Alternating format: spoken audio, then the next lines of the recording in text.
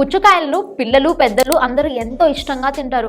అది చూడ్డానికి అట్రాక్టివ్గా కనిపించడంతో పిల్లలు కూడా చాలా ఇష్టంగానే తింటూ ఉంటారు. మరి అలాంటి పుచ్చకాయల్ని కూడా రసాయనాలతో పండిస్తున్నారు. పుచ్చకాయలు రెడ్ కలర్లో అట్రాక్టివ్గా కనిపించడానికి, అలాగే ఎక్కువ కాలం ఇది నిల్వ ఉండడానికి ఎరిథ్రోసిన్ బి అనే ఒక ఇంజెక్షన్ని దీంట్లో వాడుతున్నారు. అలాంటి కెమికల్స్ యూజ్ చేసిన పుచ్చకాయల్ని తినడం వల్ల థైరాయిడ్ ఇష్యూస్ వస్తాయి, అలాగే పిల్లల ప్రవర్తనలో ప్రభావితం చూపిస్తుంది. మరి అలాంటి కెమికల్స్తో పండించిన పుచ్చకాయల్ని మీరు ఎలా గుర్తించాలి అని అంటే నేను మీకు ఇప్పుడు చెప్తాను. అది ఫస్ట్ ఈ పుచ్చకాయని 2 సగాలుగా కోసుకోండి.